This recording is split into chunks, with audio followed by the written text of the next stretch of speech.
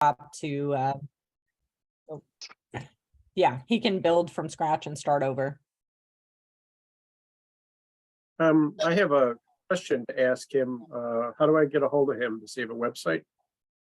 I'll text you his info, or I'll put Okay. it in the chat. Okay, yeah, that works. Is he still in the same location, Autumn? Over Yeah. by the Mhm. beer place? Okay. Yes. Yeah, his setup there was really cool. Yeah, he's got a great spot. Okay, the other, oh dear, am I muted? No. The other thing that I had to do, I represent the HRC, Benton County HRC on the Fort Hoskins Historic Interpretive Committee, and we met this morning. And they want to have reenactors up there that can bivouac on a Friday night and do their reenactment on a Saturday and stick around or leave on a Sunday. And Jesse Ott, who I hope will be at this meeting, is apparently the contact with the reenactors. So I don't suppose, Inga, you've heard back from Jesse. Is he coming? No, I haven't. Mm. We'll Well, get that going though, because that was pretty cool, and I want to be there for that too. yeah. And they've done it before. I don't know if you know, but Dave Browner has joined our committee, and he's the guy that wrote the book and did all the archaeology and has been involved with Fort Hoskins since the 1970s. And he knows everybody and a lot about everything. So he also suggested reenactors. Dave chaired an earlier iteration of the committee that you're referencing. Say what?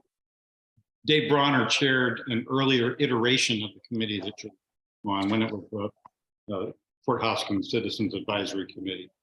So, Right, and that helps him to know everything and everybody. yeah.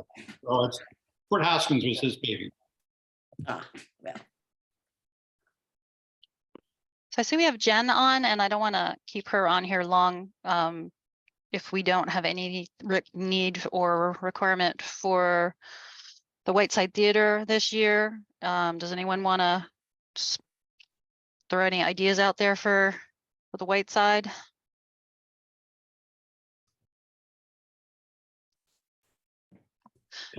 Have you decided where you're having the awards? No. Seems like that was one of the possible places for awards. Well, given We're that not super available during May, unfortunately. So it would have to be pretty special programming. We have Oregon State University Theater in for most of May. I think there were people at the last meeting who were quite enthusiastic about using the old school. I think it's Hoover School on Harrison and 31st. No? Harding. Harding. That was one of those presidents. Harding School. And I don't know what the facilities are like, but it's what, their 100th anniversary? Yeah. They're very, very keen to feature it. So that might solve the problem right there and not involve the Whiteside. Okay. The Whiteside bookings are evening things, right? Yeah, mostly, yeah. And typically the awards we do as an evening thing, so. Yeah. You gonna have any tours? Scheduled For tour for that month? May, probably not, honestly. Yeah, it is also our 100th birthday. That was back in November. But yeah, we've just been so busy that there hasn't been time. And May is pretty full at this point up until Memorial Day weekend. So okay. What I'm out of date on this, but what are the opportunities and rules for your marquee? That might actually be a good month to put up something on the marquee because there's only the OSU theater programming. So if y'all wanted to use the marquee, that would be a good time to do it. And we just do it gratis. It's not a big deal. I think that, If we can come up with the theme. Throw that up there. theme with limited number of words that look really great in those kind of letters. Yeah, it's 22 characters per line. So, and usually the date is the third line if that's something that you want to put on there. Or you can also put just a website. How many lines? 3. A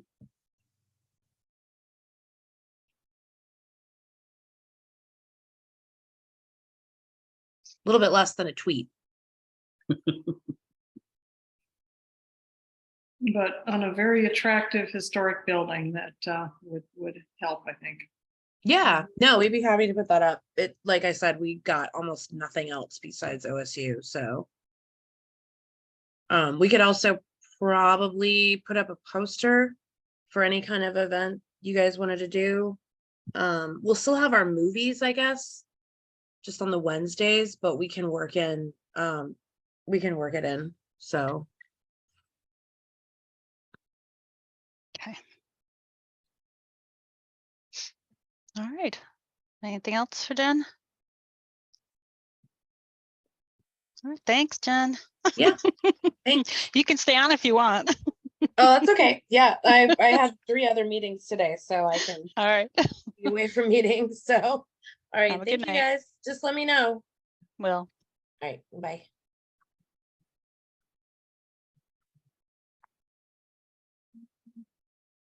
All right, so it sounds like we're gonna try Harding School for our ceremony. I don't see anyone on here. Oh, I forget her name. Who was it? Who was on here for the last time? Donna Kime. She's not here. I didn't get her email. Does anyone? Dan, I think, was supposed to be our go-to with her with that school, but he's not here either. Does anyone have any contacts with them? Okay.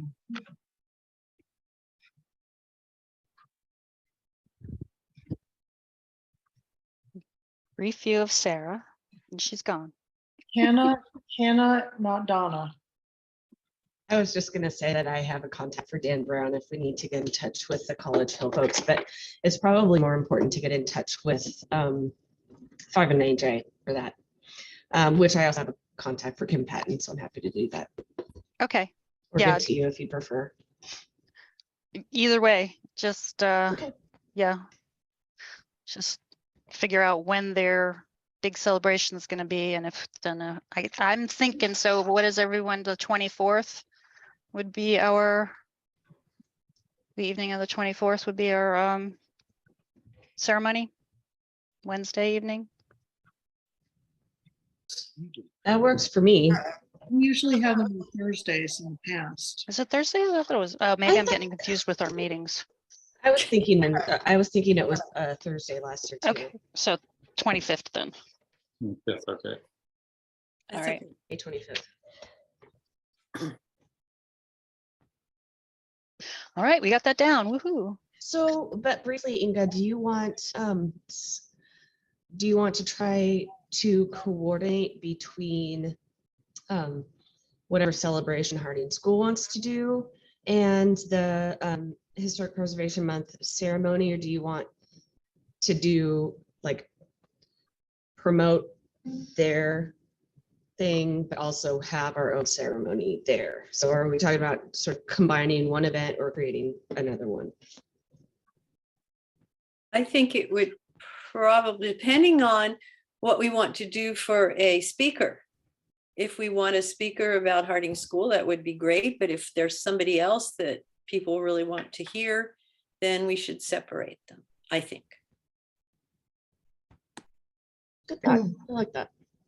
There's the other celebration that was talked about last time for Mary Gallagher's going away party. I don't know That's right. if that's going to be in May. I think it is. And that, I would assume that'll be at the museum, but that's another meeting. So we don't want to have too many parties or meetings, so probably That's scheduled for the 31st now. 31st, okay. Mhm. So, yeah.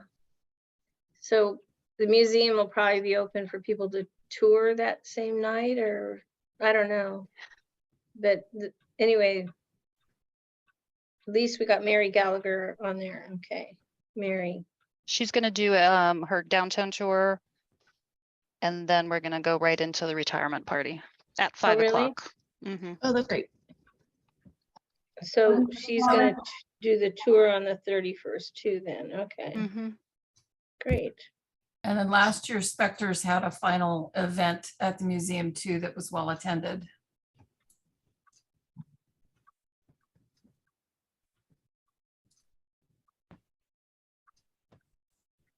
Adrian, this is just off the top of my head and maybe nuts, but what about doing that at the Harding School?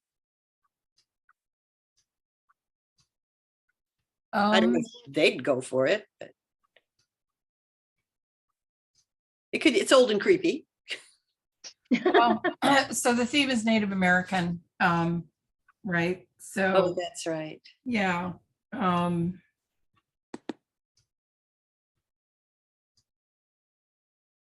I don't know. I'm open to suggestions. The thing that was nice about the museum is we could do the final search there, and I don't know what the exhibit is in May. Does anybody know?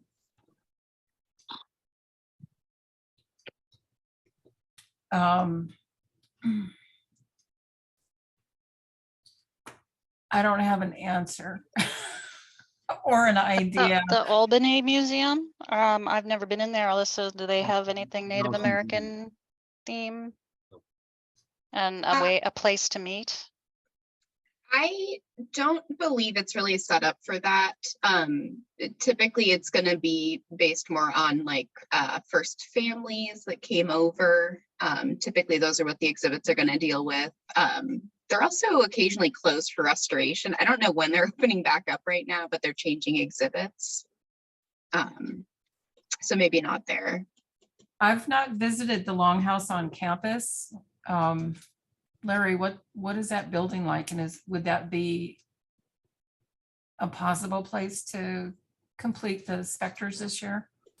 Well, they have a fairly large meeting area. I think it would depend on what kind of content you're looking at and how they would react to that content. Well, they would have to be part and parcel in developing that content with me. There's no way I'd want to put something in their space that wasn't related to. Well, sure. Yeah. So who would be her contact? Who are the I don't work coordinator? at OSU anymore. I don't. The I don't keep up coordinator, with yeah, all of it. they're probably on the web, a listed coordinator for the. Okay. But Maybe at Lahui, but I'm not sure. it could be Lahui White Bear. I was thinking that, but with those caveats, which you already intuitively knew, I think that might be a good place. It's not maybe as accessible as the museum downtown to park and so forth. But if it were after hours, people can park on campus after 5, generally speaking. Still, is that still? Yeah, but there's no big parking lot. Yeah, real there close isn't any by. parking close to. Well, there's some on-street parking.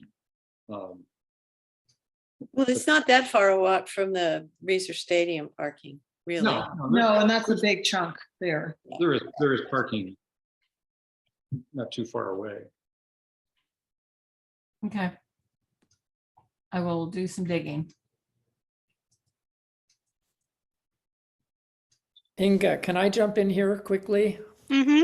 I've been on a little solo retreat the last 3 nights, and so I want to have some time at home this evening. So I'm curious, how many of you are on the city HRC? No one?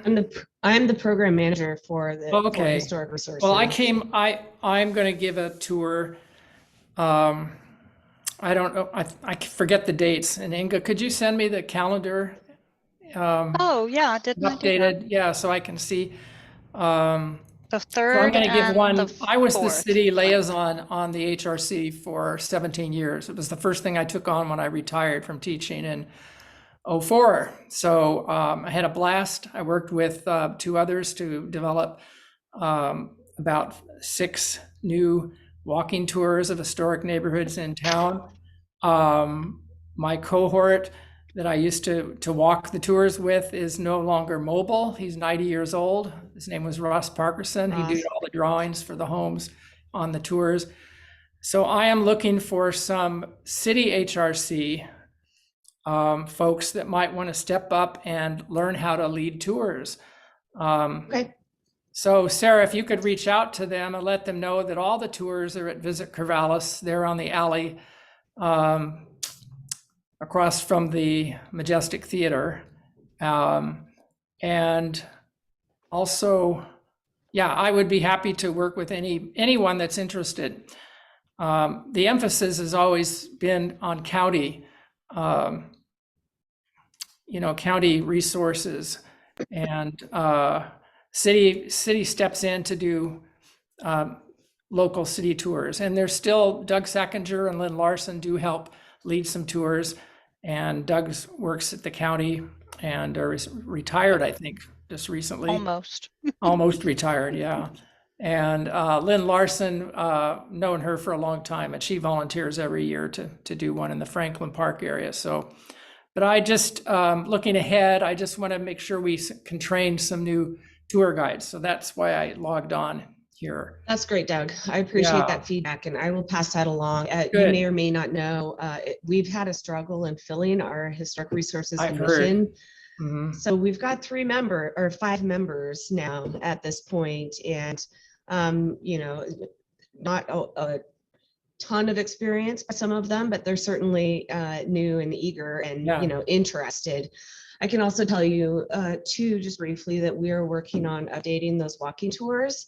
And I am working with a staff person to actually turn the tours into a GIS map that you can use either as in a laptop through a GIS story maps. You might have seen my community land use conversation story map that we did just, I don't know, in January, but nevertheless, that would allow people to click on certain spots on their phone as they're walking through the neighborhood and pull up information about each of those resources. So we're trying to get those kind of things out there so that they're a little bit more accessible, so people don't have to come to our counter and ask for the physical brochures. So that's on our list of things to do, and we've got funding for that. But I will definitely, at our March meeting, reach out to our HRC members and let them know that you and Lynn would be interested in kind of coaching them in how to carry the tour forward. Okay. Sure. And county folks too can, if they're interested in, and giving city tours. So. Great. All right, that's great. And Thank you. Inga, I hope that the Masonic Lodge tour guide will reach you. I gave him the contact information. Okay. And Carolyn Verlinden, I talked her into doing a tour of the Avery Helm. So I'm going to help her with that. So. All right. Yeah, All I right. got her on there. All right, carry on. Thanks, everyone. Nice. Cheers. Bye. Bye. Bye-bye.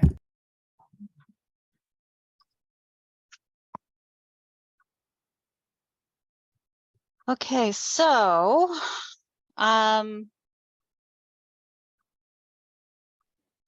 I haven't seen the calendar for this year that you. I thought I emailed it out with the last. I'm Yeah, you sorry. did. Well, then I Okay. lost it. Could you please re-email? So the 3rd, we have a 4 p.m. tour, the Rayburn edition with Doug and Frank Crotty.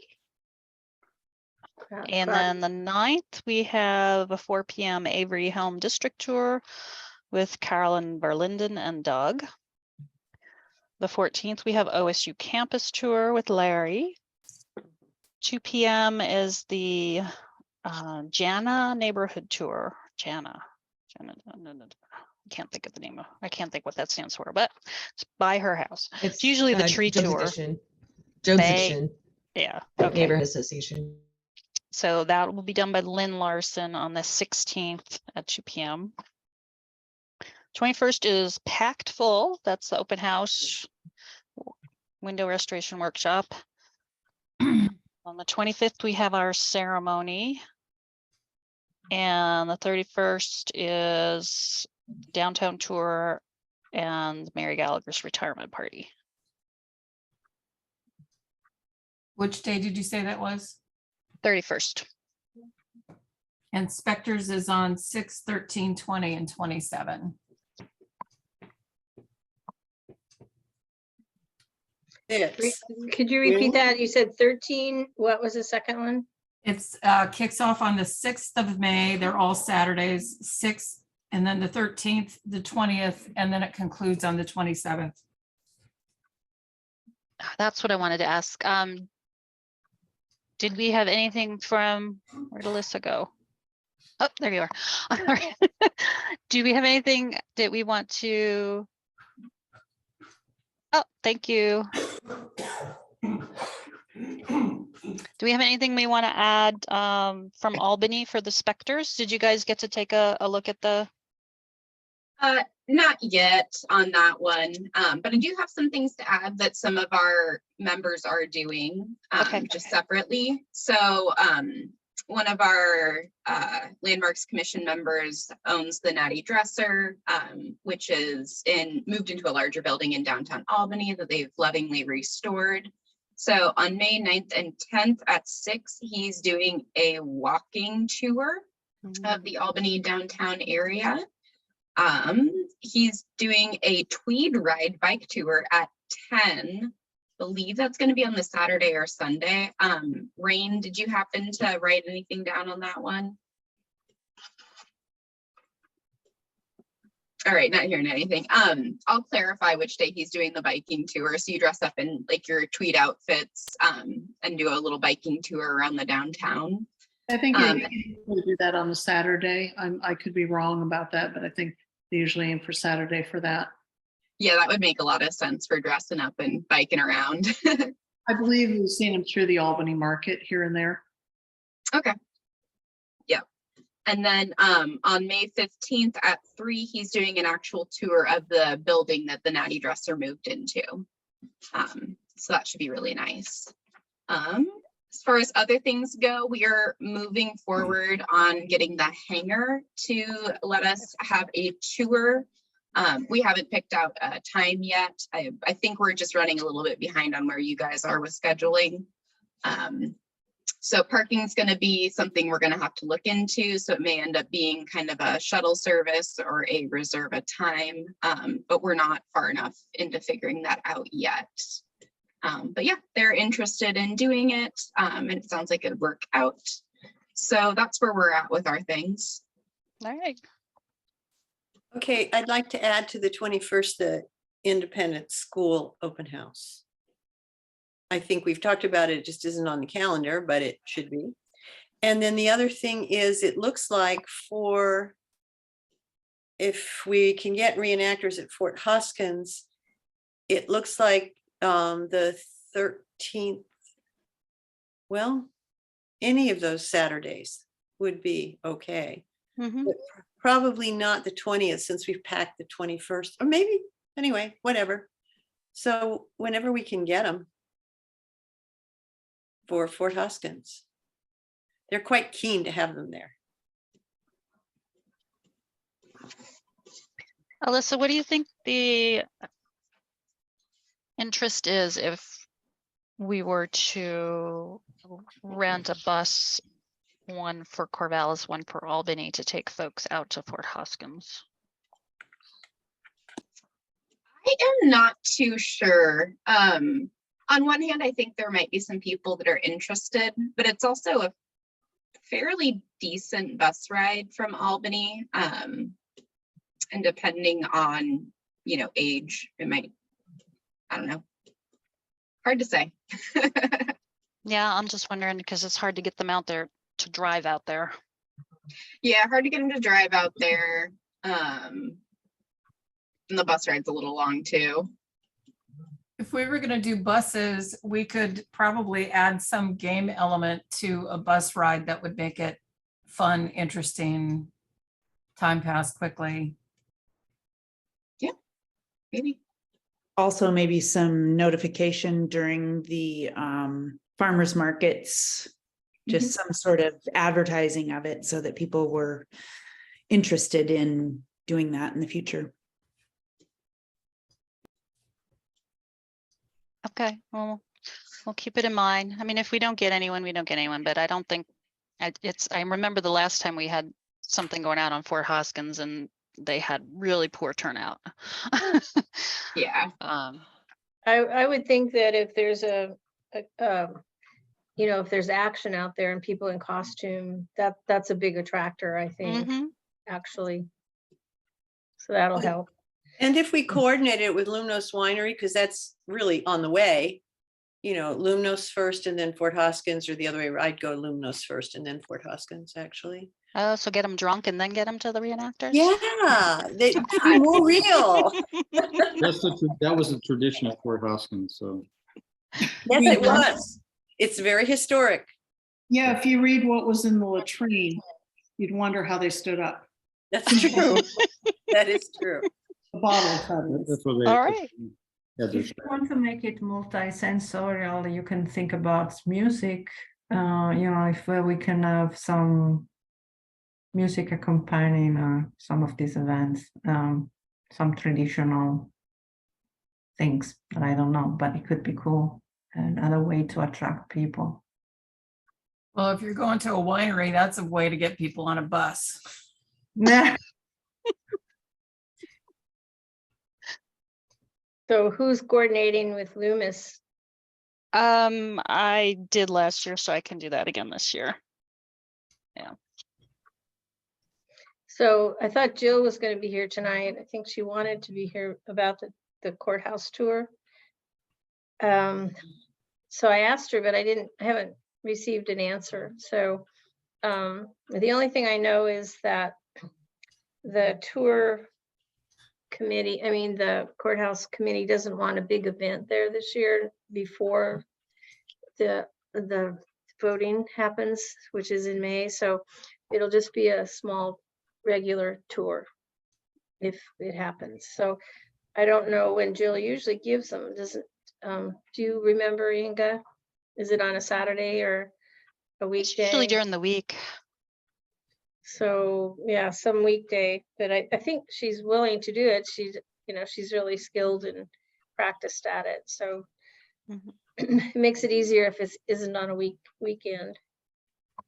But I'll try to follow up with her some more.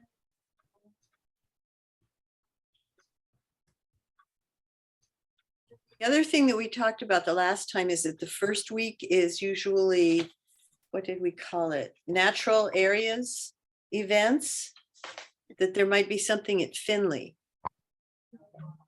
Any natural areas events? What? Sorry. Yeah, I think BA used to do a open house or something. They would clean up the house and have people tour it. But I don't know what they're doing this year. Yeah, I can jump in on that one. We didn't do, we used to do cleanups every May and then host like the following, do a cleanup one weekend and then host a tour at the Feaster House in the following weekend. And then last year, like, and then obviously COVID kind of stopped that, but we were able to open the house every weekend last summer with the help of volunteers. This summer or this May, trying to figure out what we might do event wise. I might figure something out for families that they can just do on an ongoing basis over the course of the month, that it would incorporate all of the historic resources at Finley. You know, some sort of like just activity, you know, and then maybe even like, I don't know, I'm still figuring it out, but maybe something that could be self-guided and ongoing throughout the month. And then still hope to open the Feaster House over the course of the summer, but may not do it in May this year. Just we'll see. Still sorting that out. And recruiting volunteers. Since we are focusing on nature and Native Americans this year. Do you know the background history of Findlay as far as Native American history? Yeah, we've been doing more on that. I know we focused more like at Ankeny National Wildlife Refuge and just working with folks in the tribe and telling that story and having them tell the story since they do it best with Grand Ron. So Findlay, it's just taking a little bit of a back seat because of the new nature center up at Ankeny. No, I'd probably focus more on the nature side of things for this one, but we always do the land acknowledgement on anything and speak to that first and foremost for sure. But I probably wouldn't do a program around it just because that, like I said, wouldn't be my story. Right. But that important history is something we lead with all the time and are working to get better at, and all the stories that we tell about the historic resources. So I don't know if this is useful, but I have a DVD called The Lost Fish that I got from Dave Eckert, that he got from the tribes. It's about the lampreys. And they are wonderful creatures that look like eels, but they aren't. They're fish, but they don't have any bones. They just have cartilage, and they don't have any fins. They just have a sucker for a mouth. But Lamprey Creek is now what runs parallel to 53rd Street because Dave got that name put on it. It's the only Lamprey Creek in Oregon, and obviously it's in Benton County. And it's a wonderful DVD. It talks about how the tribes have been trying to bring back the lampreys. They go up the falls like salmon, even though all they do is stick on with their mouth. It's quite amazing.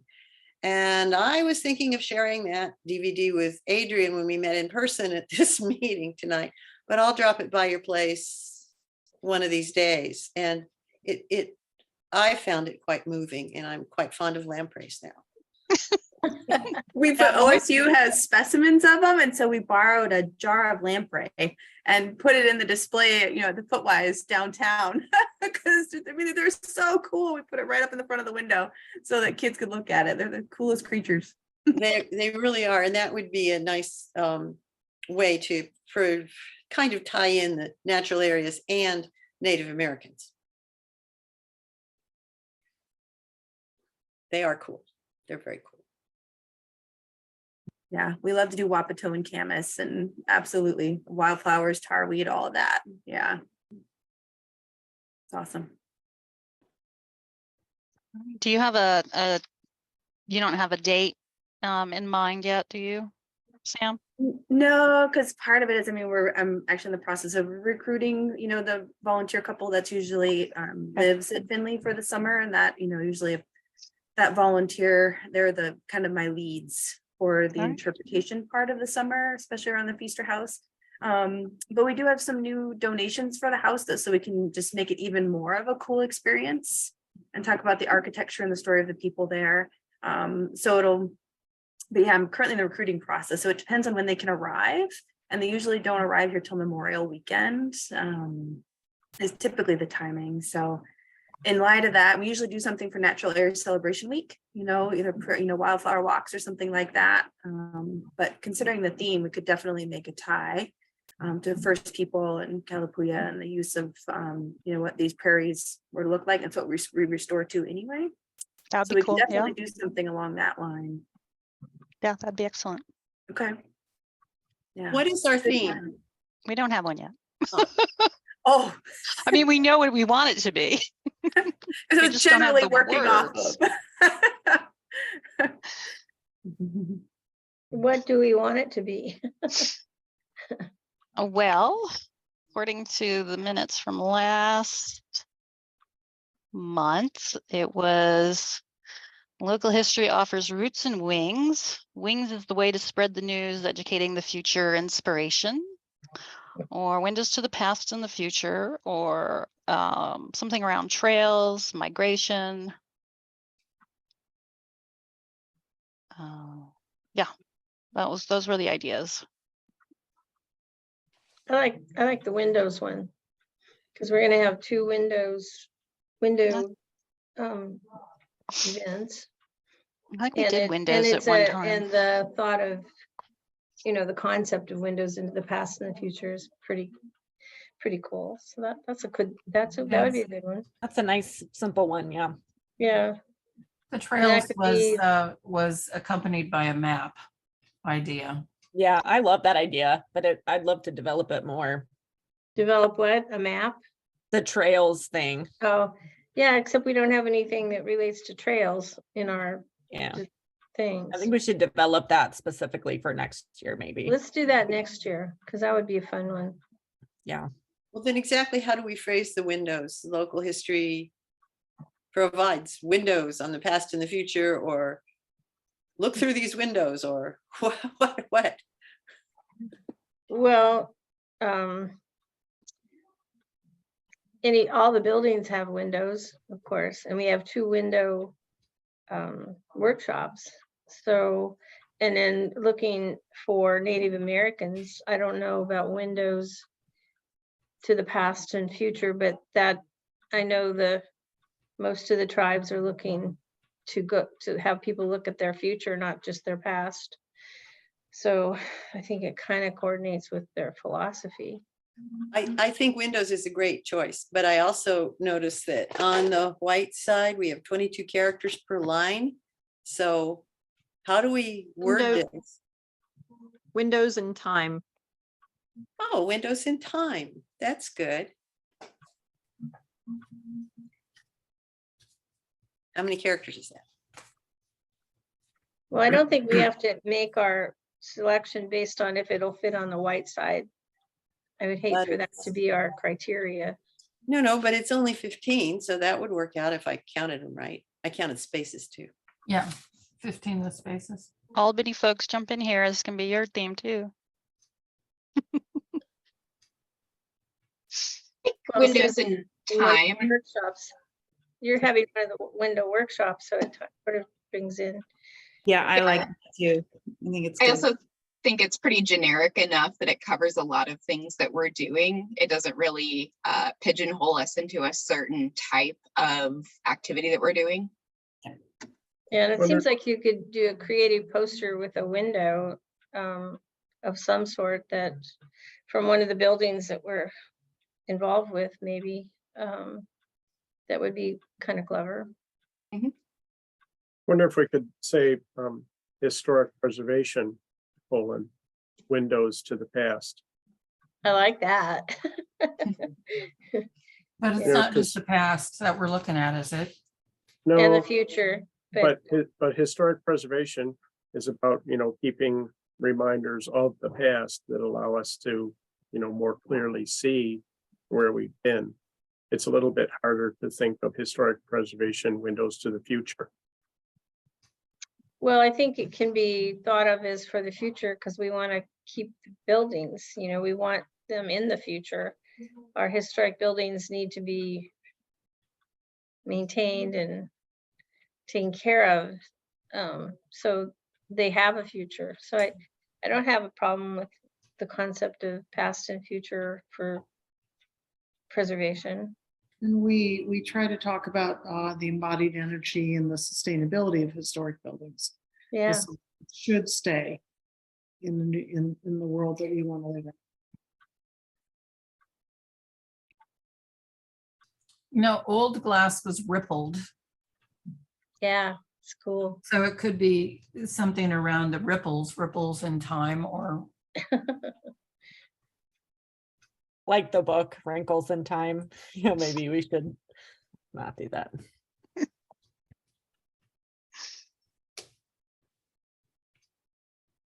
Anyway, I can vote for that one. Just the concept of windows, the past and future. We can toy with an exact title. Anybody else think that's? Yeah, all a in good idea? favor, raise your hand.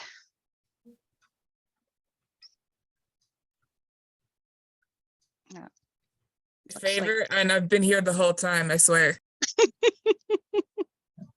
My only thing is the physical windows, referencing a physical window would get us away from indigenous people and telling those stories if that was a part of the central part of the theme. The only thing. I'm just looking at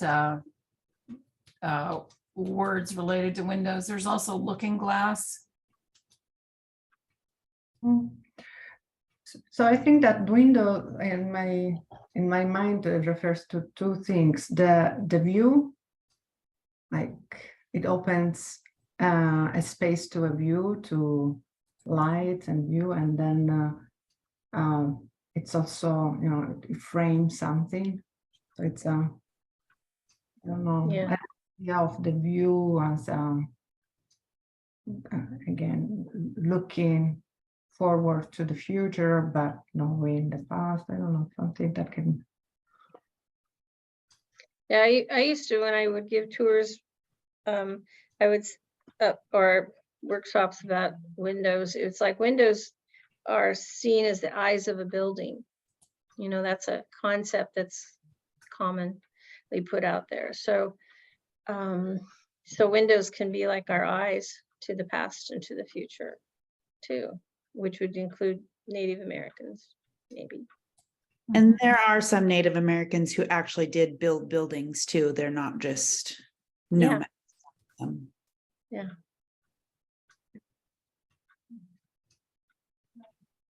There is a book that is called A Window to the Past, A View to the Future.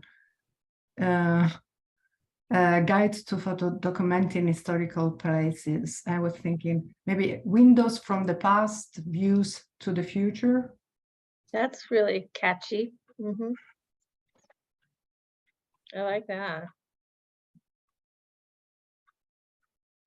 It's not 13 characters. Well, you can shorten Windows, WDOS. Or, I mean, the white side could just say windows, you know, it could just be, for, you know, something a little bit more than that, but the main word is windows, and windows isn't very many characters, so we can add one more word. Well, let's And think then- about it, because there could be like a 1 or 2 word title, and then the explanation or the subtext to it is the windows to the past, views to the future. There may be a single or a duo word that captures that. Yeah.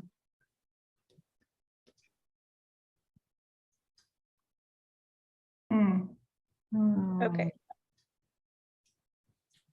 Let's toy with that. What if Okay. it's like the short is windows and views? And then the long is windows from the past, views to the future. That's good. I don't know. The works that you typed in. I was going to say like Preservation Month, windows to future or something like that, but I think yours is good.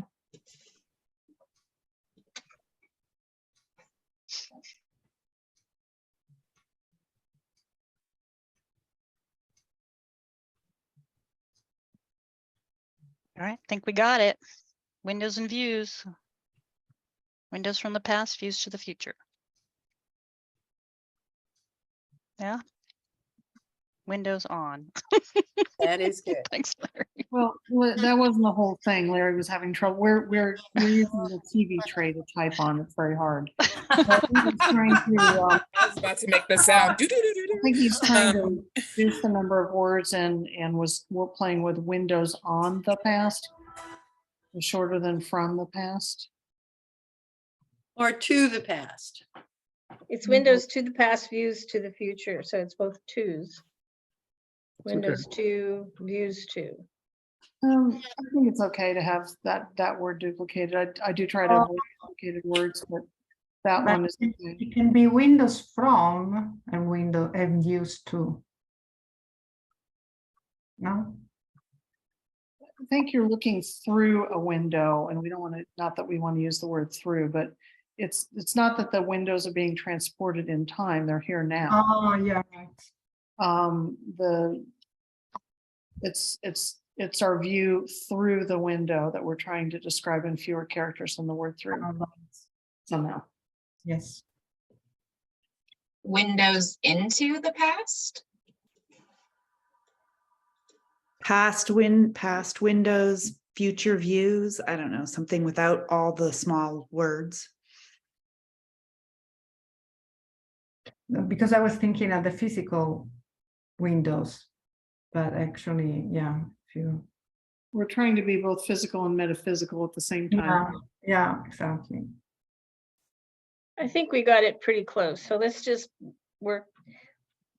We'll Let's mull it over. wordsmith it a little and come up with something. We could do that on email maybe. Mhm. Good idea. Yeah. All right, we're just doing really good today. Let's go through a list of items. So workshops, we have the window restoration for Benton County, and we're going to work on one for Albany. Paint removal workshop. Are you still going to want to do that, Autumn? You had Yeah, we're suggested. gonna combine that on the Saturday at the Grange. So I'm gonna do both. Okay. So Chris is gonna do the more involved, here's how to fix a window from beginning to end. I'll touch on it. I'll focus on the paint, testing for lead paint, how to, clean and strip different ways safely the windows. We can get into doing, some of the basic repair. But then Chris is going to be way more in depth as far as he could go as far as arts you guys want. And he has a shop already set up for it. So because of the time and that we're competing with 3 other events that day, you're just going to try to keep it simple. And we'll just have a lot of different stations. And then Jay's going to do the history tour. And then I'll have a station that's the windows and wood finish thing. So I'll write up Jay and we need to have a meeting and get ourselves organized, and we'll write up a thing and get it to you, Inga, for the description. It sounds like, it might get really chaotic doing it that way. So, when you put this forward, I was thinking about it. I was thinking you were going to have your restoration, the workshops as an event that people would sign up for, and then that's Jay what would I had do- originally thought too, and then it's trying to tie it into the Willamette Grange, and it's also better, there's more services to bring people there than my farm, and I don't have like a bathroom or a building to work in right now, so I think people will be more comfortable, and then just trying to bring interest to the Grange. Being a historic structure, my buildings are falling down, so it's kind of a safety hazard right now. No, I understood that. I just thought even at the Grange you would have it. You would separate we the two could. events. It's just that if it's on the 21st, there's like 3 or 4 other things going on that day. So I think your idea originally, Ingo, was a good one, that there could be something at the Grange that's general for windows, followed up by Chris's real specific one at his shop in Albany. That's all right? day. Mhm. Which would be an all day, so it would be really focused, and people that are super interested would learn about it if they were only casually interested, at the Grange, but then they could follow up with and maybe have to sign up for it, because it's hard to teach 30 people something about Windows. So Yeah.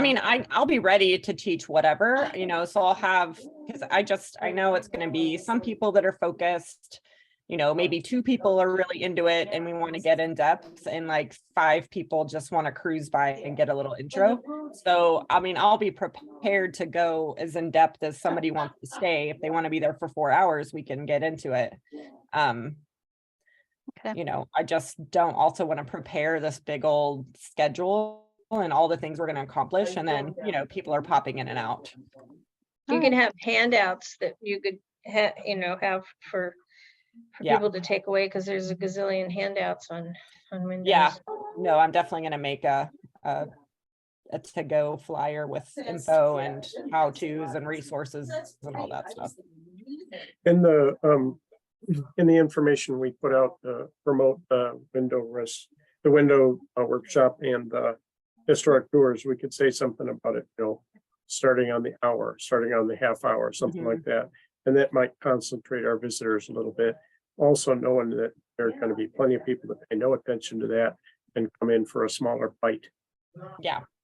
And we can talk about, since the Grange is in the process of needing repainting, we can look at some of the surface treatments there and do some discussion on how to remove the paint that's there safely, kind of the prep and materials you would need to redo a building like that. So yeah, there's a lot to talk about there. So I'll put a handout together, but Jay and I'll put together a actual schedule and a nice little write-up for you, Inga. Okay, cool. Or I will, but with Jay's input. I'm not signing you up for some extra work, Jay. That's okay. And Mario Paola, you were going to do something with your students, or you had suggested doing like a building assessment with your students. And in the minutes, I had suggested maybe you could, if Preservation Works is okay with that, they could perhaps use the Henkel House.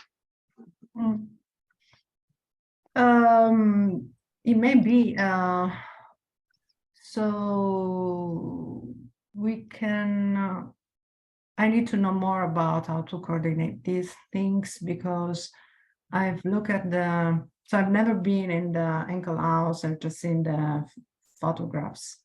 And I had some doubts about accessibility and also accessibility for those who may do the assessment, but also for attendance, for participants, like where do they stay while the other do the demonstration. I think we might, last we heard they are doing some foundation work right now, so that may be of concern. We were talking about the possibility of, but maybe by May we would be in good shape for that. May I visit the building so that I have an idea of the feasibility of? Yeah, I think what's true is though that Lori Stevens has been working with them on a preservation plan.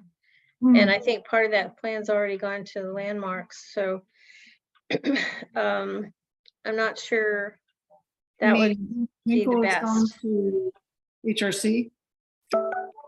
Yeah, remember early on there was stuff that was sent to HRC, and I think Sarah, have you heard anything recently from anybody? We haven't gotten anything in on, of course, we only handle structural and exterior, so I don't know about any interior stuff. So they could have pulled building permits that don't go through the HRC if it's internal. Yeah, I just know that Lori's working with them on some stuff, and I need to get in Lori's way. Yeah. So we haven't received any permit applications or questions either. But we could give her Lori's email, right? Maybe that would be. And that way, that's the way you have access to the building too. The building is being purchased by individuals, so that they have to be taken into consideration as to. Oh, I thought Preservation Works doesn't own it. We have a contract with this couple that are working on it, and if the contract were to be successfully completed, they would own it. And if it isn't, then we'll own it again. Yeah. So technically we still own it. It's, it's a, what do they call it? What are those contracts where people are buying it eventually? So anyway, it would be nice to spotlight the Hinkle House somehow, but I'm not exactly sure how. It might, and hopefully it'll still be there in a couple of years when this whole story has rounded a couple corners. Yeah, I was thinking that building really desperately needs to be painted too. So a paint workshop could go there as well.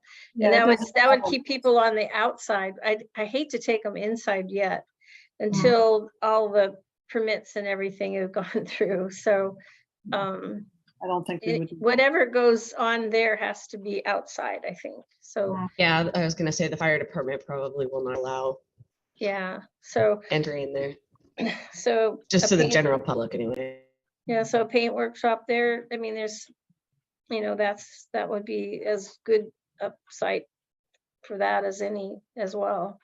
But that would be up to we don't need maybe I don't know if we need two of them, one at the Grange Thanks, and one Sam. at.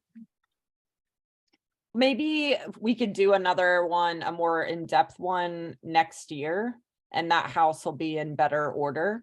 That we could bring, do a full day and actually do some work on it. So, I mean, it'd be nice to do, the workshop on a building, maybe one of the Benton County buildings or a public building in Albany, that we can have this conversation and then actually work on it, like use some sandblasting or not, or use here's different ways, and then actually start working on it. So we're not just wasting time, and we can get some work done. So Inge, to respond to your question, I think that the idea is feasible, but we need to find a place that, in my opinion, has easy access and capacity, like, to house more people. But I think that in general, it's better to have something like, I don't know, it could be a covered bridge or something. That it's easily accessible and covered. So right now I don't have ideas of a site. If you have and you have suggestion, we can. Well, we got plenty of people on here. You can think about it. Send them to me if you have a suggestion. Perfect. Flicker and Fur Urban Farm has a barn that needs some TLC. Go ahead, Adrian. Yeah, a friend of mine, the couple owns Flicker and Fur, and they're going to restore the barn. And when I told them what we were looking at in terms of restoration and stuff, they offered up the barn as a potential training spot or a spot to talk about structural restoration. Like I said, and what I wrote in there, the paint is not the thing right now. It's writing the structure so they can refurbish it and put it back into service. Yeah, I mean, if we just want to do paint, I've got a 130-foot wall of barn that needs, but we can do that on, that's open.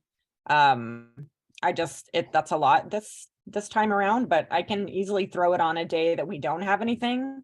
And it just be a paint, taking old paint, testing paint, and then practicing different techniques for removing paint, and then how you would prep and paint, for something longer lasting in the future on a wood structure. I mean, we can't wreck the barn that I have, so we can just play, show, demonstration, and then there's tons of space for people to spread out. It's a little murky, and as you know, Adrian, the flatlands of our street there's a bit murky, but hopefully by May it'll be dried out. So I'm willing to offer that if there's room in the schedule. Okay. If we need something else that's more hands-on-y.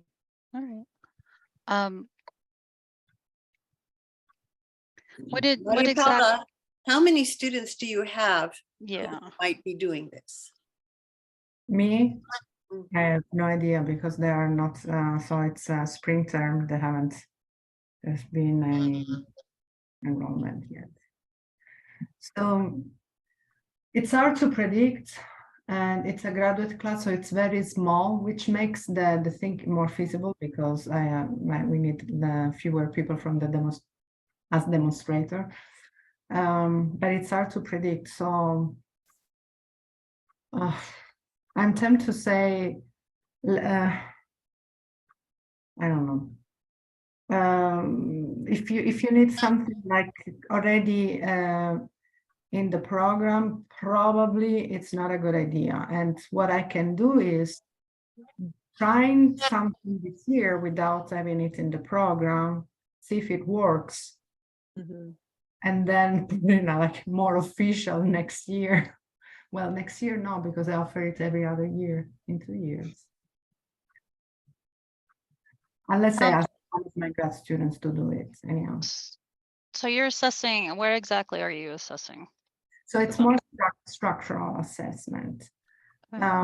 So we can show, for instance, examples can be like use thermal images, like the thermal camera, to see if there are wet spots, water leakage, and then we can use other tools to show if there is rot in the, well, it's all wood related mostly, dry rot in the structure, and then we can simply discuss also how visual inspection is done. So what are the important parts of the structure, and Palestine Church. church. Okay, I apologize for my ignorance because I'm not very knowledgeable about cultural heritage in the county. So where is it? It's up in Adair Village. It got moved. It's an old church. It's been closed up for a while, and it has issues that need to get corrected before it can be used again. But they do have, I know they have issues. They know they have wood issues. It's all wood. So it would be a good one for your students to look at. We can take you up there and open it up. It's owned by the county. And plenty of parking. Nice. Okay, so ideally they can come and visit it before planning it. When do you need to have it in the program? We can put it on late. If it's like in the middle of the month, we can put it on right at the beginning of May if we have to. Oh, okay, No big deal.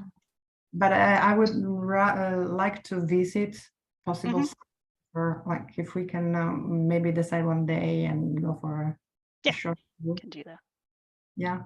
So if we prepare a list of interesting wooden structures, not too far, and then or you give me the list, and I know that I can enter the structures, or somebody comes with me, that would be. Maybe even the Grange, Alyssa, is the Grange in North Albany? There is one in North Albany. I was actually going to recommend the airport hangar. The big thing they talked to us about, so since it was built in 29, they basically stacked a bunch of smaller dimensional lumber together and kind of created trusses that way. So there's some really interesting early technology involved there. Most likely, if we're going to go that route, we'd have to set up a second time to visit the hangar. So 2 events. But if Palestine doesn't work out, that the hangar is a wood structure and is pretty interesting. Okay. No, actually, the wood structures in the hangars are quite interesting. Like in Tillamook, is one of the largest wooden structure. Well, I think the hangar's got it. So. Yeah, and so it's very interesting, and we can talk about the technology, not only the assessment. Probably the most important, interesting part would be describing the technology, and then if there are issues, we can highlight the issues or ways to inspect and understand the condition of the structure. Yeah, we could. Okay. But I still need to visit it because I've never been there. Yeah, I have to be more prepared. We can get you in. It's a city-owned building, so we just need to know when you want to come by, and we can get you in. I'd love to go with you too, if you want to tag along. I've never seen it. I don't think a lot of people have. Is it possible during the weekends, or it's just weekday? I can check in with the guy who manages the facility. I think the people that are talking about operating the museum have keys, so I wouldn't be shocked if we could get in on a weekend as well. Okay. Yeah. Good. Let's plan it. So one thing we haven't talked about yet is the speaker. Have we? Let's get through the list yet. Okay. Yeah, that's on the thing. I have a trolley tour possibility but let's go through the list of things that we already talked about. The historic hangar we just discussed, so that's cool. And when I get a date, can you also see about, we had talked about adding a Dare Living History display to that as well. If it doesn't happen, that's fine, but we had talked about that. Yeah, I'll need to get in contact with her. Yeah, okay. Actually, do I have? I'll find it. Okay. And we talked about that. So Masonic Lodge, that's done. Gorman House tour, I heard from I'm blanking on her name. Patricia. Thank you, Patricia Brenner. She doesn't feel well, so I don't think that's going to happen. Although she kind of indicated if I guess the size was small enough, it might. So I'm still working on that. Sonic Lodge, so we have the Harding College that needs to get coordinated. We need to find out what their date is. The KOAC building, I've been contacting the new engineer there and I haven't received any feedback. So I'm going, oh, Thor, you're on here. Go ahead. Sorry. He's here. Thor. I am. Just hang on just a Thank second you. here. Yeah. Hey, Mike, I gotta go. Bye.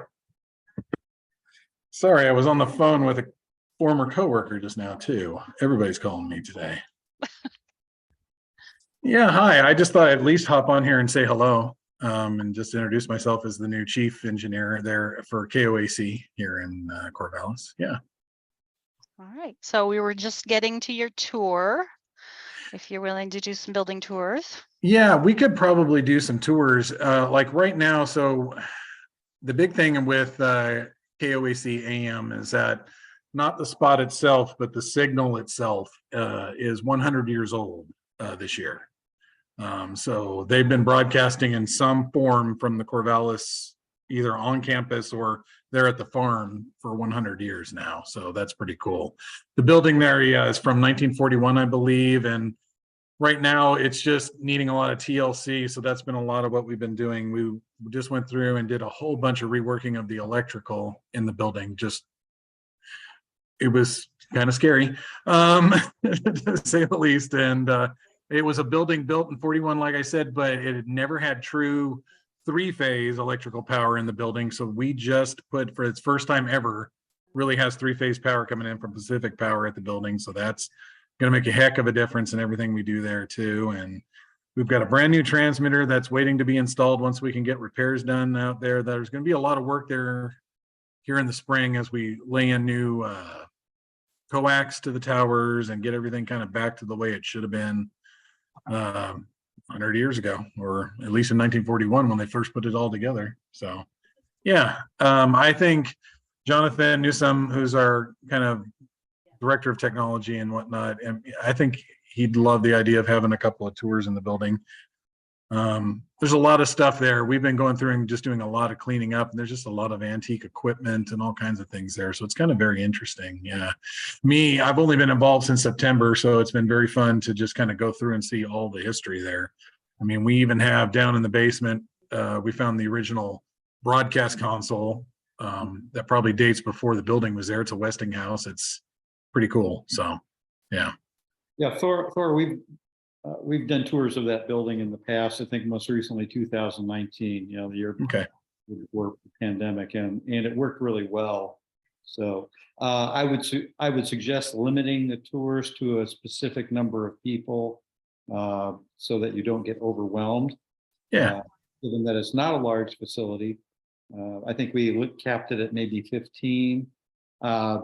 Just a recommendation, for crowd control purposes. Yeah, so on and off here, there's going to be some, just construction and work going on. So there'll be times where it'll be a little bit busier and you'll see some of the changing happening too, because we've got an older transmitter we're retiring in the plant as well. So we originally touched base because we just wanted to know, because we will be doing some work on the inside to kind of restore some of the walls and kind of restore some of it to the way it was before. They just started adding a transmitter here and something here and that kind of thing here, and just kind of give it more of a more original look. But it's because I don't know if it's going to happen this year, but I've been talking to Jonathan about the fact that we have to look at the windows, because we're seeing deterioration around the framing, and it's a brick building, so it's not like wood's rotting or anything like that, but the windows themselves are not in great shape. So we've got to figure out what we want to do there to benefit not only the original look, but get us that, some kind of watertight situation going on in there. Yeah. Well, strangely enough, we have some window restoration workshops in May. Yeah, and that's pretty cool. I did hear that. Yes. Yeah, I think you have casement windows, don't you? Yeah, I think they're individual panes, metal. I believe they're metal frame, but they're pretty rusty. Yeah. So so I just thought I'd hop on at least for this meeting and say hi, and just, you'll see us working out there quite a bit here in the next few months as we get things kind of going. Right now we're dealing with, just like everybody else, delays when it comes to stuff we're trying to equipment and different components that we're still waiting on. But yeah. All right. Well, you let us know. I will, if you would. Oh, I've got your email, don't I? Yes, I do. I'm sure you do. Yeah. I'll send you our calendar, and then you can throw a couple of tours on there. Okay. Back to back or different days or whatever you want to do. Sure. Okay, cool. Okay.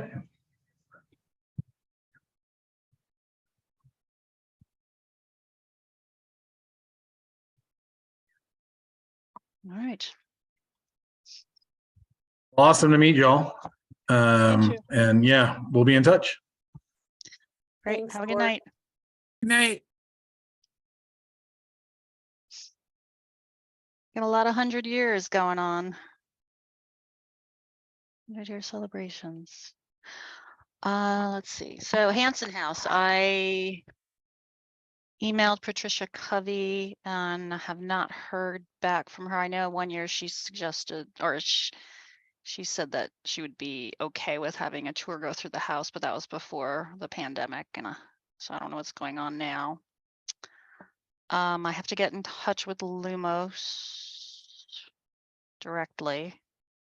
And now that we're gonna do bus tours. So Get the reenactors first, I think, and then Lumos.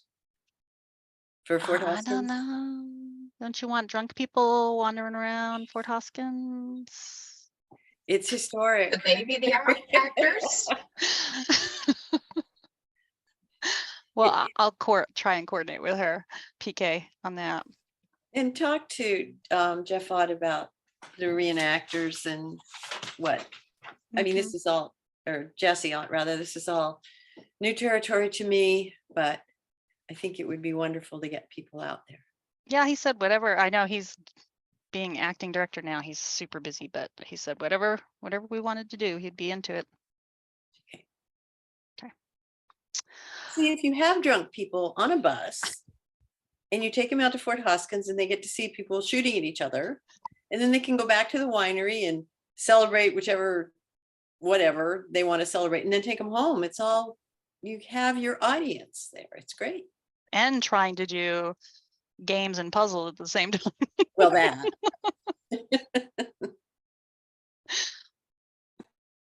I think you should do, Adrian, I think you should do the maze puzzle after they've had a few drinks and see how that goes.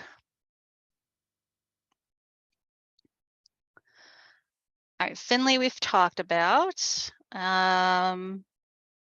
Fairmount Grange. Are we going to try and do something? I have Alyssa and Jay down for that. I can talk to them. They might be interested in having an open house for the Historic Preservation Month. Okay. We touched on the courthouse. Let's see, the tours. I think all of those tours are scheduled, except for the College Hill West, which I have to get Dan to schedule. And we're going to try and coordinate with Natural Preservation Week.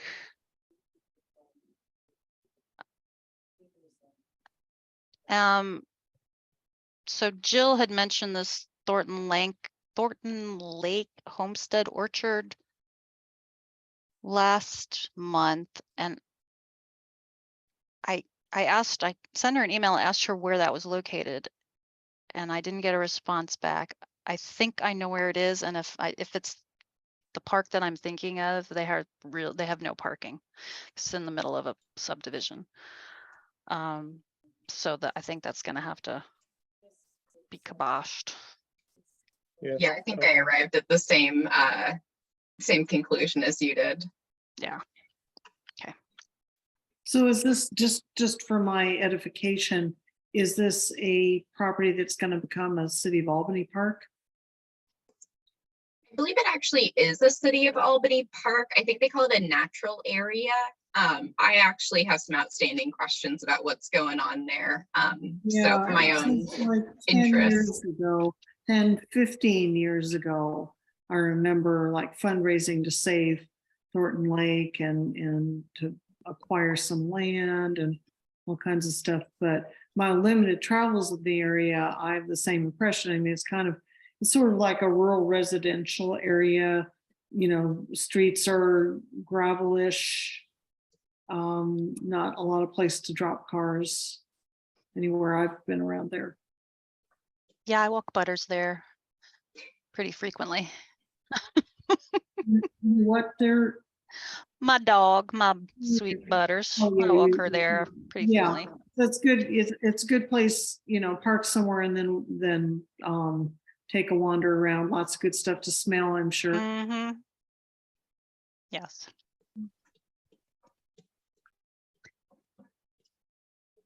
Okay. We got that. Oh, the farmers market. Native American basket weaving, Adrian and Rebecca. Okay, got to remember. I guess we were probably talking about displaying something. I think doing demonstrate basket weaving. Adrian, you said you had a couple of folks that. I do. I have a friend. I'll write her right now because I'll forget otherwise. So Vonda Peters, who is the person who works with me and books everything that is not the farmers.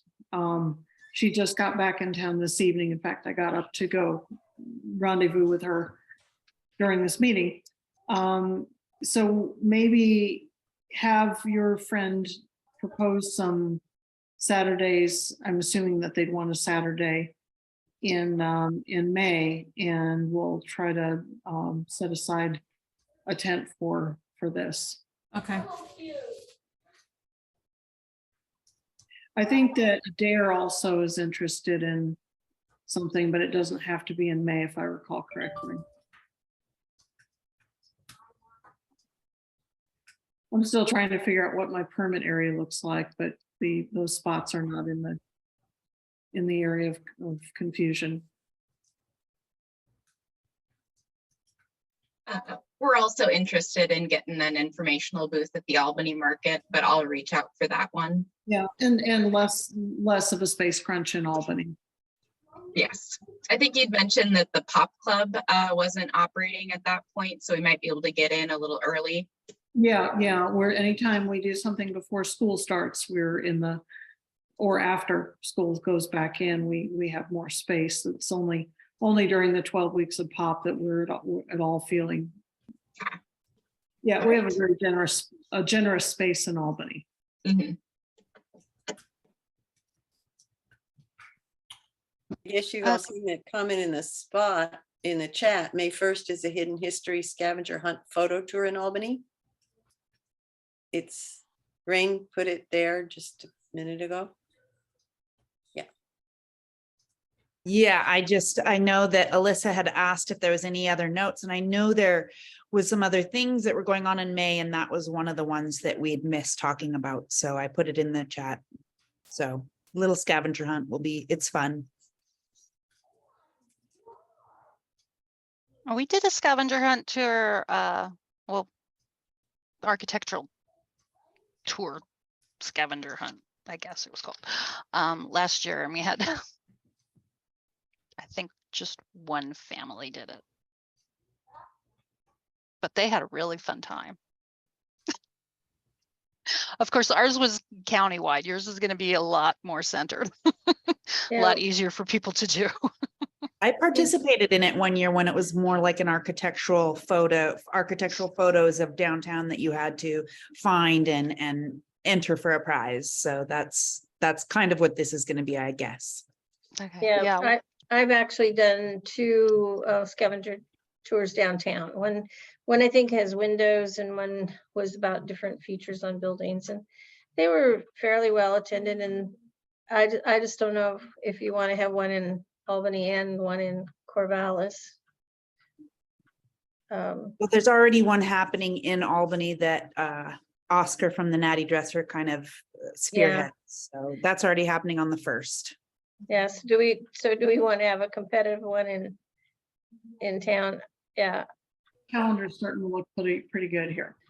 Because I'm usually the one that does it, so I can be talked into it, but I certainly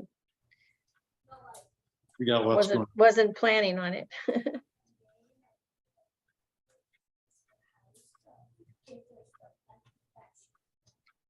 We usually have had books selected at the library too. That was something that it's just during Preservation Month.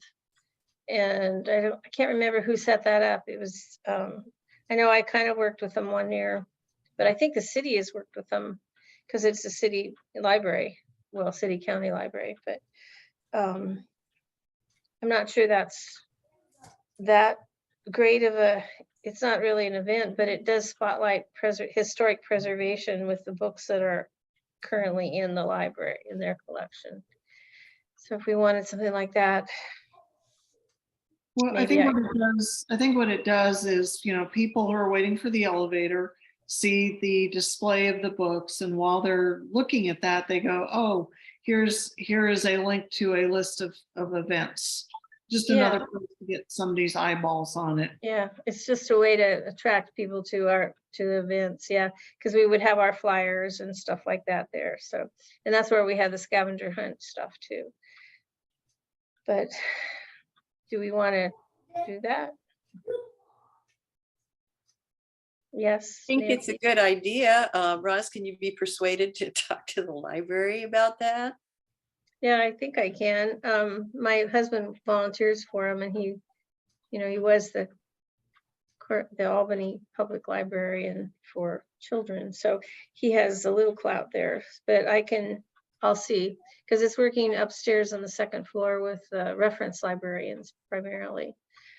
So, and they've done it by themselves actually several years. So it's an easy phone call or thing. So I'll do that. They don't have something already planned for that little box for that month. I'll check. How hard would it be for them they're really good at curating out a cute little collection of books. Yeah, I'll check into it. You can offer an object or two. We also have a fairly large display cabinet when you walk in the Carnegie Library on the left-hand side. We were talking about doing a display there as well. Is there a theme we want to go with?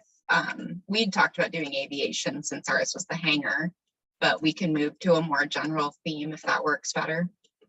Well, we have windows from the past to the future, looking to the future. Mm-hmm. That is our theme, I think. Sure.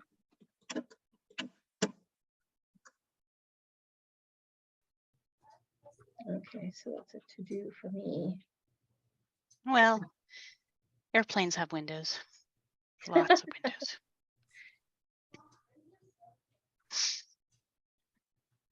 Well, yeah, okay. if there are any balloons in the air, you know, around that area, people would definitely be interested this year. Okay, speaker. You're talking, Raj, you want to, we're talking a speaker in general or Well, for the keynote the speaker, ceremony? like, you know, Keynote like we've had Bill Robbins, and I think we've had, you know, we've had lots of really good speakers in the past, Mhm. so. The Since speaker we at have the What? speaker at the awards event. Keynote speaker at the awards event. as well Yeah, as- at the awards event. So that's where we've always had speakers before. And it's like an hour speech or, you know, speaking at the most. And Not even it's that always long. been about history in some way or preservation in some way. So David Bronner is one of the best speakers that we've ever had. But I think he was a preservation pub speaker, but he's hard to nail down sometimes. I saw David this morning and he's retired and he is pretty happy to come down here. So if we'd be interested in having him as a speaker, we could contact him and ask him. Well, he's probably one of the best speakers I've ever heard, and I've heard a lot. He's just got a lot of energy, but he could talk about Fort Hoskins easily. Oh, yeah. And there are windows, and they have done surveys, and they've moved the building there. There's a big story there, in addition to just the history. So that would be something you could ask him. I can ask him. I'd be happy to ask him if that's what all of you agree on. I mean, we'd have to have somebody else in our pocket besides him, just in case he said no, but does anybody else have ideas on speakers?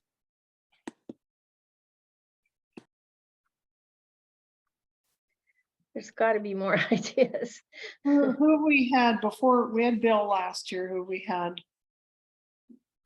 before COVID Yeah, we had Bill Robbins, right? last year. Williams, yeah, it was before COVID, actually, wasn't it? No, last year. Last year? Well, we had Art DeMuro one year.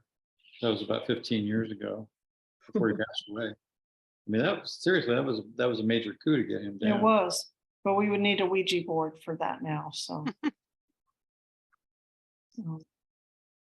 I'm just trying to get I'm trying to get my brain shocked into doing something. Yeah. I was a speaker in 2005, but I'm not offering to do it again. Well, what's on everybody's mind right now? That what do people want to hear about? You know, I mean, is there any subject that needs to be discussed? Well, if we were looking for controversy, we would maybe talk about the alleged conflict between housing and preservation that isn't actually a conflict. But I don't know who would hit that head on. That's what we'll do. Yeah, I don't think it'd be anybody locally. Pretty heavy. Yeah. I have an email into Curry to ask her about a speaker on either cottage homes or 70 mid-century homes. So I can ask if she knows anyone. I know they have some supportive material online about that, how historic preservation is good for the environment, et cetera, et cetera. So I can ask her if she's got any speakers in mind for that too. I just met with Chris Bell, and they're actually doing some inventory work on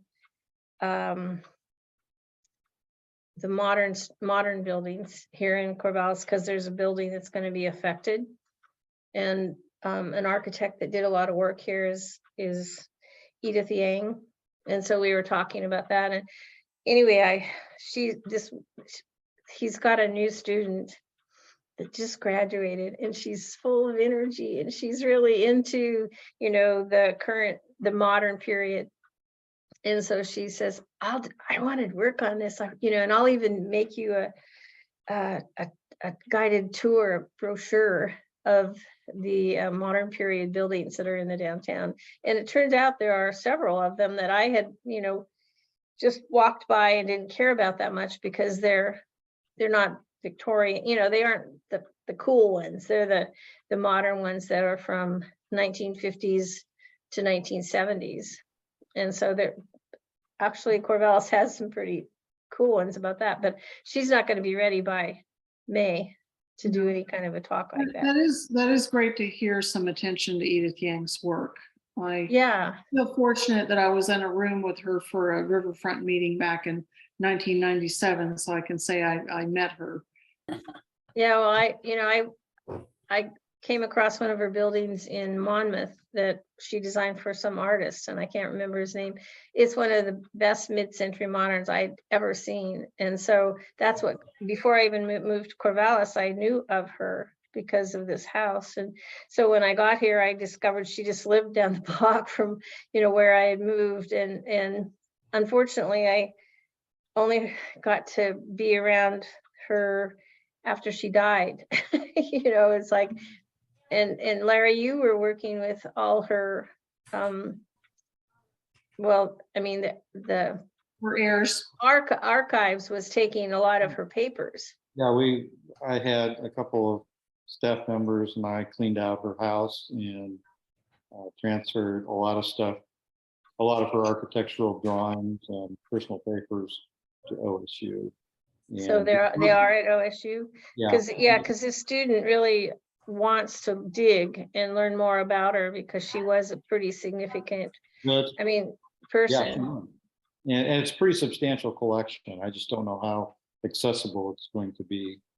Well, she's a student. She was a student at the, in the School of Architecture, so she might have some ins and how to get into some of that stuff. Well, I don't know. I don't know whether the collection is processed yet, is what I'm saying. So I don't know how accessible it will be. Yeah, how raw it is. It's not. Yeah, well, I think she would love to go through raw stuff actually. But anyway, we have a list of her buildings that were in Corvallis, but we don't have an address, for example. And so it's a little hard to do some in-depth research without some of that material that she had. This will take some time, but the student could do newspapers.com. She's already gone through all that. She said she has done that. Anyway, yeah, that's an aside, I guess. That's not a good speaker for this year. Sorry. Thank you for bringing it up. But tell her that we'll be interested next year when she's ready to do the tour. And there's a Yang house just up the hill from me, and then down on the flat right below where Roz and I live essentially is the Yang Madrone. It's a tree that is on the property where they lived. So there's a lot more to just the local story than just, she was around and made houses. So there's a Yang house that's different from where the tree is? Well, she designed it. It's just up here in Forest. It's just up the hill from the first OSU president's house that John Byrne lived in. I'd like to see that. I didn't know about that. So if you could point me to that another time, I'll definitely point her to that. Is it a cool house? Oh yeah, very, very cool. Okay. It's on a hill, it's all wood, it looks out over the Cascades. It's a very cool house. I was in it when they did an estate sale. Cool. I want to know more, so keep me in. Signs are all around the place, all around Corvallis. Well, yeah, we have that list of her stuff, but we don't have any addresses attached. So if we happen to know where they are, like I know where several of them are, but I don't know where all of them are. And the building in question is building, well, I'll talk this offline. I'll talk to you about it. Okay, just one more thing, Larry, periodically when we're driving around, he looks at it like a shopping center and either says, I wonder if that's the Edith Yang Shopping Center. Yeah, me too. She may have done some things other than houses. Oh, she did a lot of commercial buildings. She did a lot of commercial buildings. Yeah. So that, in fact, that's mostly the list that I have is commercial stuff. And she did a fraternity building, and she did, she was pretty busy lady. So anyway, but that's off subject. So I don't know who else. speakers, who do we have? People have been writing stuff while you've been yammering. So preservation, and economic development of downtowns. Yeah, that's a good one. Who's gonna come to it though?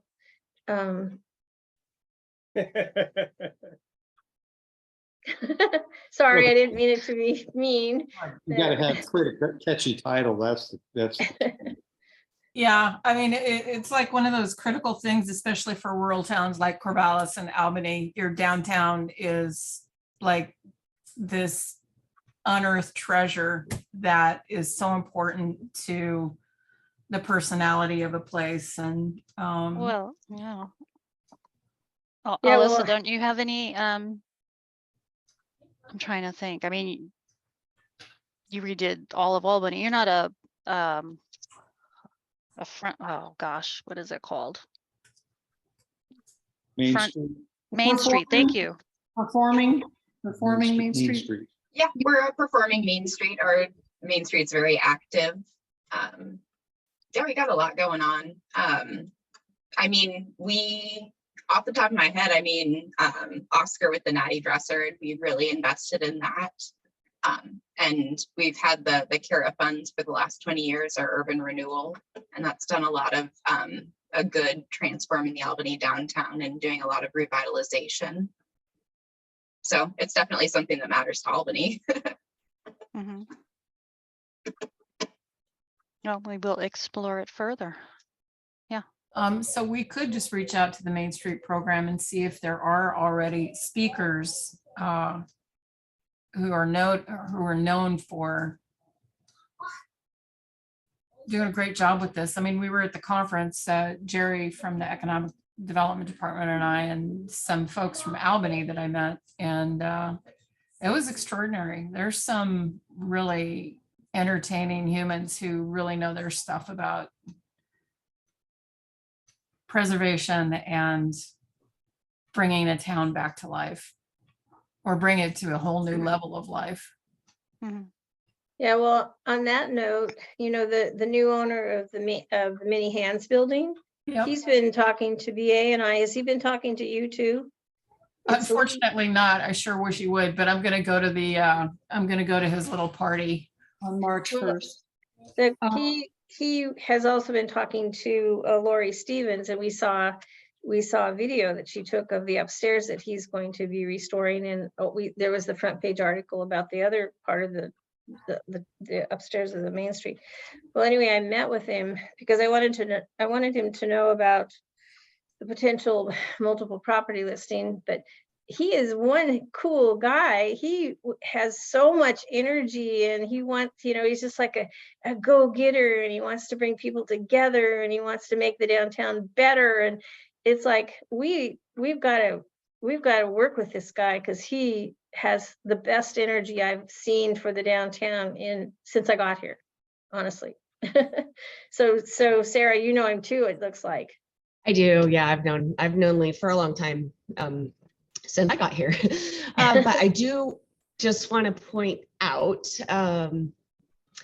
that Corvallis, even though we have been involved over many years in Main Street, we are no longer listed as a Main Street performing community because because the DCA dissolved.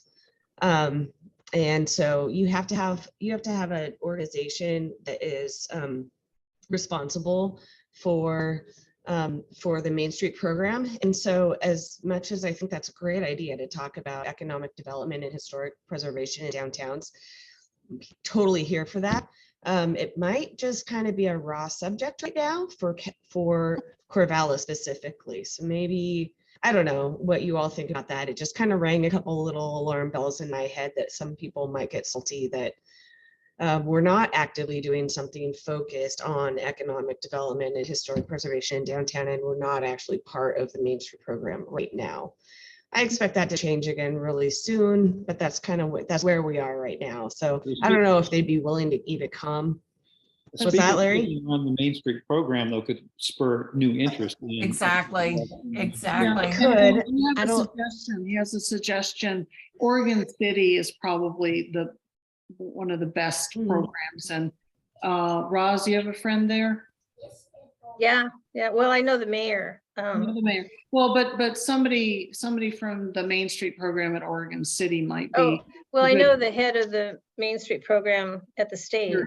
Yeah, but- Sherry, I know Sherry pretty well. so- Yeah, I figured you would. But you know, I think of Oregon City often I feel is kind of, you know, they're not a sister city to Corvallis, but there's some comparables about us, Corvallis and Oregon City, that I've used in the past for, you know, like their market and our market are not the same, but if I'm looking for a market for comparison that, Mhm.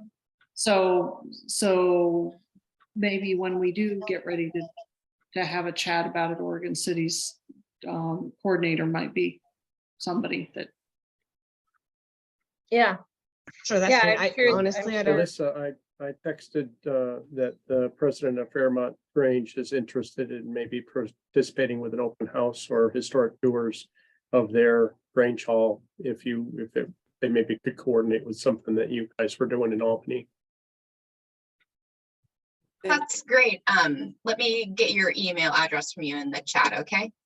Do you still want me to talk to Dave Bronner about doing a Yes. talk? Okay, because Oh, we yeah. seem to be getting away from that. I will email him tomorrow.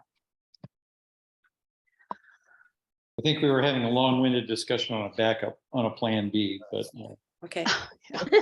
I really distracted you guys. I'm sorry. No, good ideas, all good ideas. I was wondering if, you know, it might not be what you'd want for a featured speaker, but I wonder if anybody could talk about historic treasures that have been lost. And it would be kind of an interesting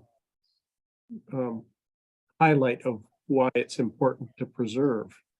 You know, I don't know who would do a talk like that, but it might be really interesting, you know, to be able to say, this was here and this was here and this was here with photos. I hate those kind. Sorry. Larry. It does.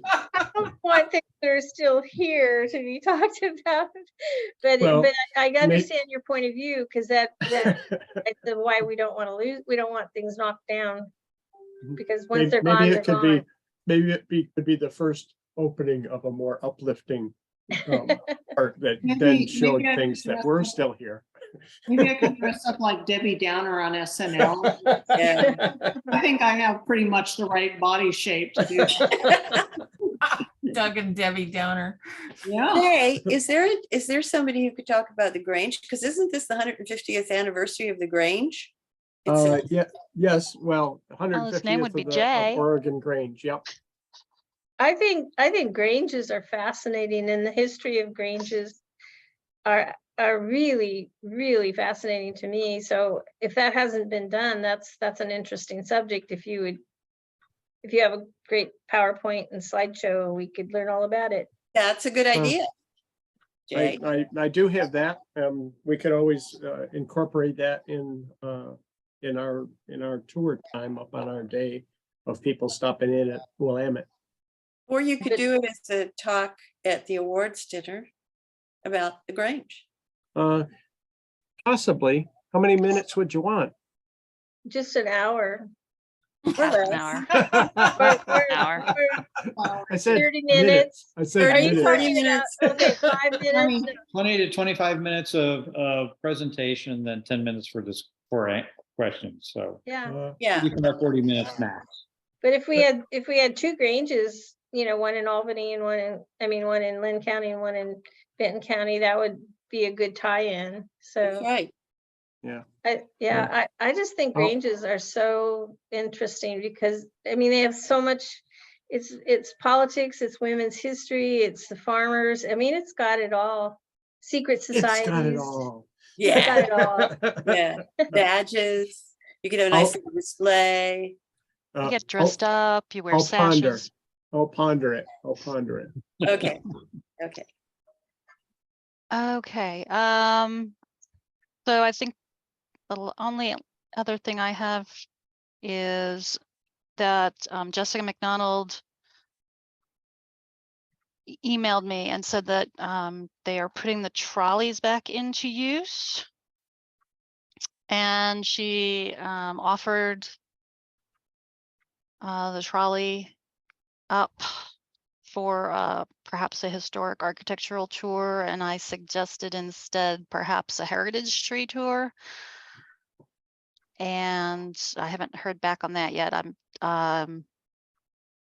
Sarah, could you follow up with, maybe I email you what I sent to Jennifer Killian. She says she's been in and out. I guess she's been sick. She's on maternity leave. Oh, okay. Not sick, That's just why. busy. Okay. Yeah, baby. So I just That's emailed her amazing. back today Okay. and said, she said, well, what were you thinking about with this tour? And I said, well, I figured people would be sitting in the trolley and you could draw up a map of all our heritage trees and kind of drive by and tell them about the tree. I don't know. Have you looked at our Heritage Tree GIS map online on our website? I have not. No. Okay. Let me write this down. Because I'm thinking that this is a combination between Public Works Transportation and Jennifer and her department. Yeah, So they might be trolley. stopping in the middle of the road, and I'm not sure how that works. Trolley for Heritage Tree. I guess it would be the same if they did an architectural tour, though. Yeah. Have to slow down, go really slow, or stop. The Avery tree is in a very awkward place for stopping. Oh, that's impossible. Yeah, I don't know how you do that one. You have to Just wave at on the it. on hugging. the on ramp, just wave. Yeah. Yeah, but the London Plains, there's potential there. So I'll look into that. All right, thanks. Okay. The one thing about the architectural tour, there's two tours already written. That could be, I think Jennifer actually has done some of them or one of them. So if the trees didn't turn out, it would be easy to do an architectural tour based on the tours that exist already. And there's even a driving route that they've figured out and where to stop and all that. So yeah, sure. Okay, yeah, I will tell her that I was just going with the trees because I know we're trying to get a little back into nature, but we can certainly add in another architectural tour too. or I'm just saying that could be a fallback, if you can't get the tree one organized. Could do both, maybe. So We could just have people doing something every day. yes, fill up Looking this at the calendar. Looking at the Heritage Tree map, just alone, doing kind of a sweep through downtown and campus up to Harrison could be doable for sure. Okay. And I know there were some on like private properties, maybe actually go to them and get off and walk around. I don't know, whatever. You guys figured out. I'm throwing that into your lap, Sarah. Okay, fine. Got it. Okay, so that is the end of the list. And it is 8 o'clock almost. So excellent.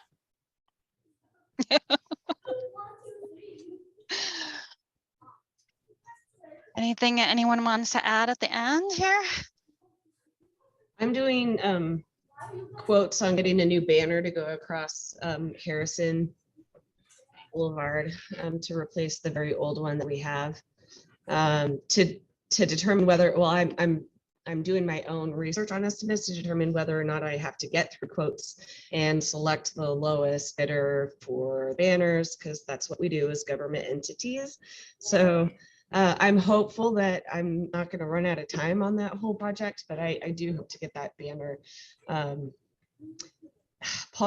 my director started asking me questions about designing it, and then it kind of made my head explode a little bit. Like, it needs to be one that we can use for years. So it just needs to be, May Historic Preservation Month. And I think other than that, we could maybe just use the city and county icons and call it good.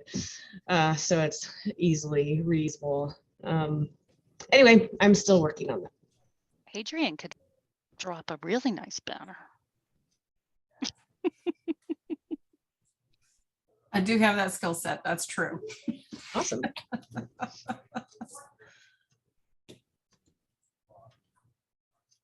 I want to say yes to Alyssa's question. Yes, we need another one. Is it in the chat? Yeah. Yeah. Are we going to have another coordination meeting? Oh, yeah. Yeah, Adrian, you know what? I don't know when the grant that I put in, I don't know when they actually make the decision on that. I guess I need to find out. That would be good. Yeah. So I submitted for a $5,000 grant to help pay for specters. And we'll see if we get it. We're knocking on wood. I think it fit right in education, and it's an unusual way to educate people on historic preservation. So to me, it fit right in, but we'll see. So yes, so do we want to keep it at the regular hour? Well, Benton County's regularly scheduled.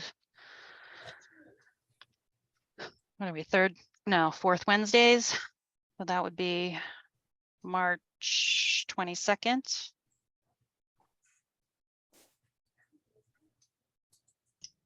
Yeah, we might as well keep it consistent. It's good for me. Okay, so we will have another meeting March 22nd. And so go ahead, sorry. I was not clear that this was just your normal recurring monthly meeting. And so I failed to give my HRC a heads up that this was going to happen again this month until the email came out last Friday. So, it was pretty short notice. And so I'm sorry that our HRC members are not here, and hopefully they'll be able to make the next one, but I will also have the ability to give them the heads up in advance now that I understand that.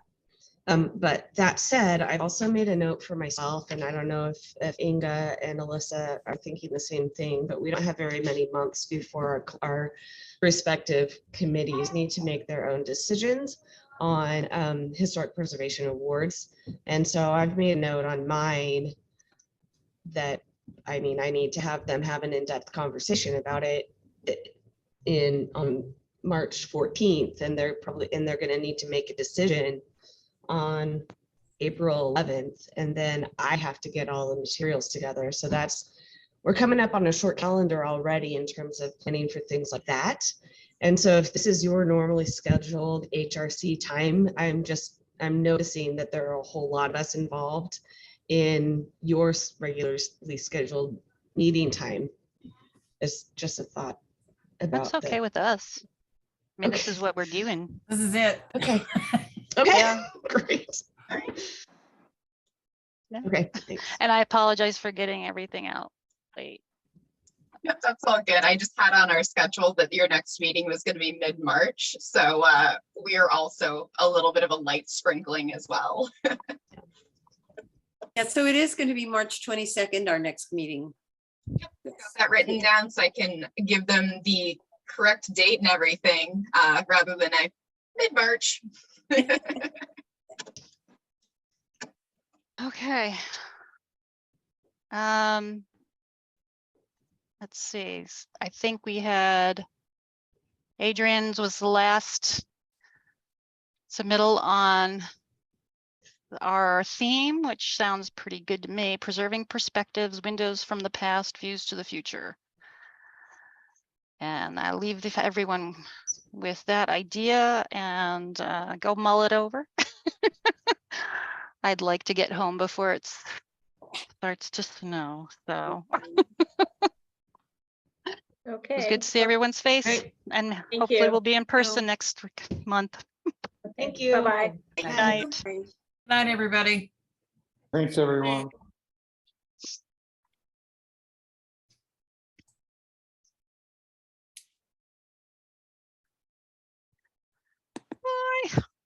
Bye.